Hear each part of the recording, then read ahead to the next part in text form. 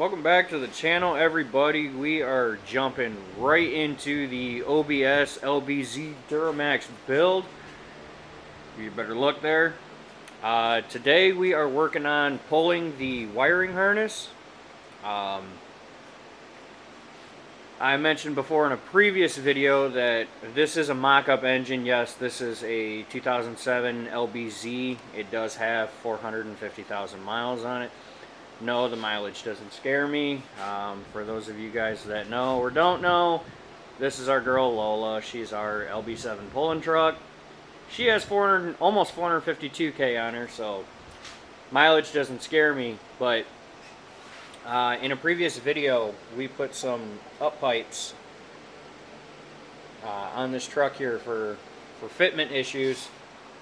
We have an LB7 turbo that I'm actually going to drop in there because I want to see how the aftermarket downpipe fits with the Profab up pipes, because we are going to be dropping the transmission out of our girl Leah, not because it's bad, but because the tail shaft actually right over there shattered. So we're going to be pulling the harness off of this, which is going to help us to expose our VGT in there, make it a lot easier for us to remove it. And not only that, but just a quick refresher, this is again, for the people that don't know, this is a 1994 GMC 3500. This is a 2001 LB7 chassis, extended cab long bed. And then we have our 07 LBZ Duramax here. This is a van harness. So I'm going to peel this off of there because we're going to end up putting a truck harness on it. Or I might end up using, I'm not 100% sure yet. I'm still trying to figure out logistically what it is that I'm going to do. Ideally, I'm still looking for an entire donor truck because I need the interior and all that stuff too.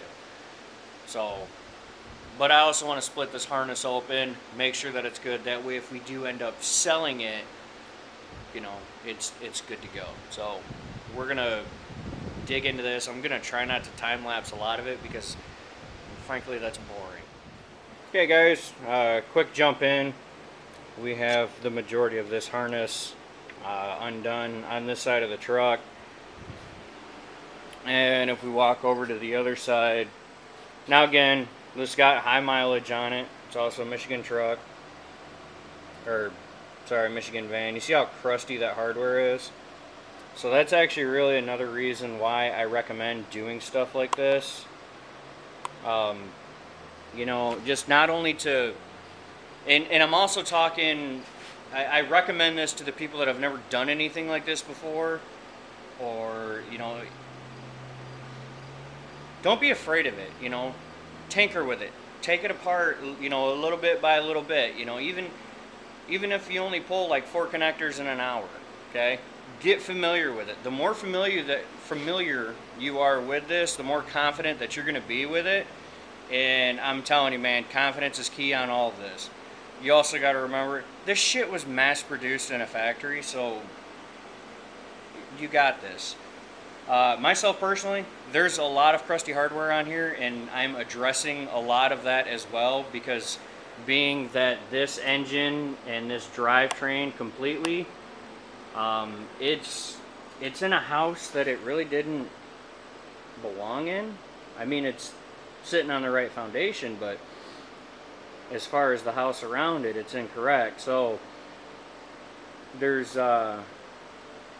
nothing more than us mechanics love doing than bitching about engineers because they're idiots. So this right here is about as close as I'm ever going to get to making sure that this truck is put together in a way that I can work with it. And also, I really don't want to get the OBS body on it and then really start fighting with, you know, broken hardware and this, that, and the other thing. So again, not going to bore you guys with the time lapses right now. I know I'm talking a lot. I'm sorry, but it is, you know, it's important information to have. So And I stress that all the time in my videos, man. You guys see me constantly using PB Blaster to break stuff loose. I clean it up on the wire wheel, and then I anti-seize it when I put it back in, or I dielectric grease when I plug it back in. Seriously, guys, these are your projects. Make them easier on yourself. And now that we have the harness peeled away, which actually all the connectors, everything looks pretty damn good. You know, this side of the engine's pretty clean. Now I know some people are going to be looking at that rust going, Ray, brother, that's not clean. Brother. Let me show you something. Look at that. See how crusty that is? And if we get in there closer and we look, all that buildup inside of there. So the other thing that we're going to do while we're in here is we're going to get our friend Mr. Air Compressor and Mr. Shop back out and have us a little family reunion. That's just nasty. And also, again, while you're in here, if there's anything that you guys take from this video, that's as you guys are doing a project like this, it never hurts to make progress. Cleaning stuff up, I'm telling you, it makes your life so much easier in the long run. Like right now, yeah, it's gonna take a little bit longer, but you become more familiar with it. The hardware gets torqued the way that it should. I mean, I've had plenty of hardware break, so the shit that breaks, you can replace it.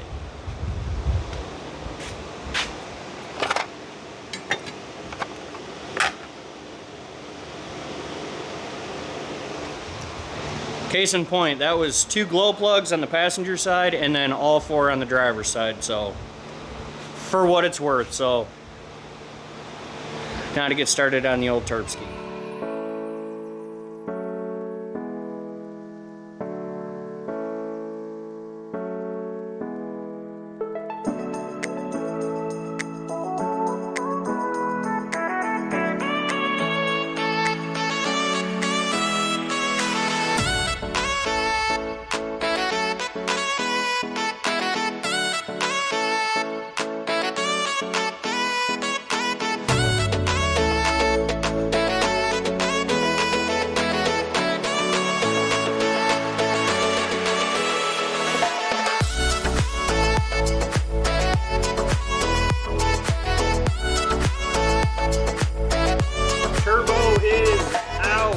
Also, guys, if you're ever doing a turbo, a CP3 or anything like that, man, these Duramaxes, these valleys get so crapped up so quickly.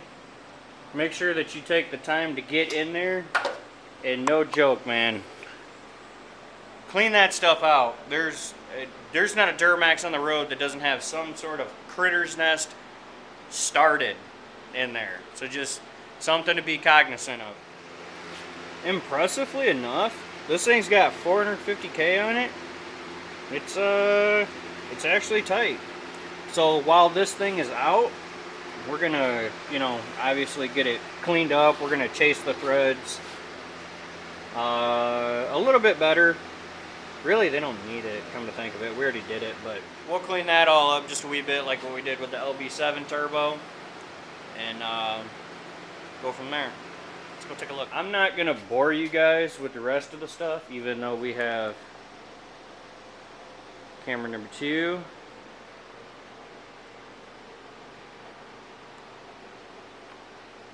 camera number 3, and camera number 4 set up.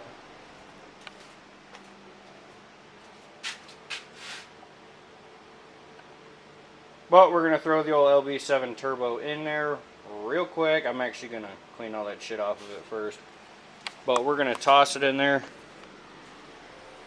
and then we're gonna go ahead and we're gonna do ourselves a little bit of mock-up work, and then I will catch up with you guys after that, because I gotta chase the threads on the back of the charger and clean it up, and stress me. So we'll see in a few.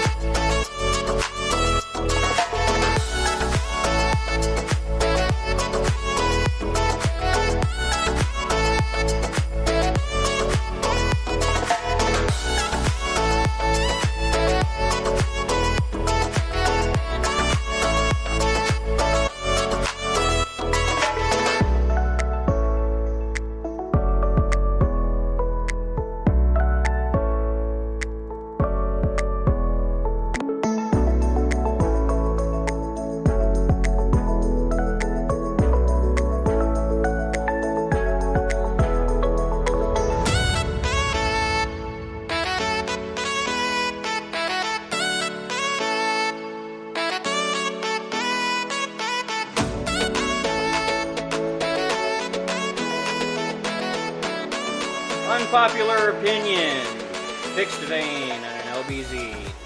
And before we jump into our results, this right here is exactly why I try to do this on an open engine. You can see things easier. You're not trying to fight around the truck itself. You're not tearing shit apart that you don't need to. You're not unsure of what you're stuck on, or if it's not mating, or if it is mating. This is why I'm weird. Okay, for a lot more reasons, but you get what I'm saying.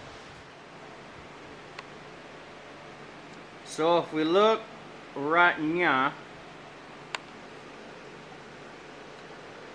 the bellow on these Profab up pipes, they're thick, man. You know, they got a couple C's on them. You know what I'm saying?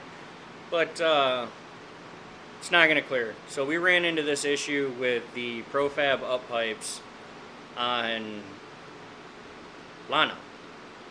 Yes, Lana, the Tonka truck. And she actually rubbed through not only the downpipe, but she rubbed through the bellow on her up pipe, which is why we had that awesome hissing sound. So we ended up getting that figured out, but this isn't a Profab downpipe either. You know, a lot of companies, when they create their downpipe, it's to work with their pipes as well. And this is a tight area, so I mean, you know, it's no fault of anybody's. I'm not talking shit on anybody, so. But that's why we do these things. So, and not only that, but it also gave us the opportunity to bust open our valley, get it all vacuumed out, break the turbo bolts and all that loose because reasons, but you know, it allows us to get in there. So before I drop, which actually it's probably just going to sit with a fixed vane in it when we kick her outside so we can get Leah in here. Out where I left off. I could do the easy thing and go back on the footage and figure out where I left off, but that's not fun. I'd rather write the, you know, like dumbass comments to myself in the videos. But that's, oh, that's right, that's what I was saying. When we go to pull the fixed vane out of there, we're actually going to pull the Y bridge out of here too. Because if you guys remember, this is a van engine, so we have to get the truck Y bridge. So we'll get our hands on one of those, get that in there. I'm probably going to take the intake runners and the valve covers and all that stuff off too, because I want to put some assembly lube in there, rotate the engine a couple times, change the oil that's in it, you know, flush it through a couple times, probably just put fresh oil in it, and you know, fill, drain just a couple times. But yeah, that's pretty much it, guys. So now we know this doesn't get back. This doesn't. It's not going to work the way that we wanted it to. So we're actually going to look into a different set of up pipes, or we're probably just going to check with Profab to see if they have up pipes that work with factory manifolds, and you know, so on and so forth. Or because that's a PPE downpipe, probably just get some PPE in pipes. So anyway, that's it, guys. Appreciate you sticking through me. Sorry for the hard transition, but the camera that was here died, that one died, and that one died. So anyway, take care. God bless. Be good to one another. We'll see you on the next one, guys. Take care. I would say stay safe, but man, we're past that. So see you. Ciao.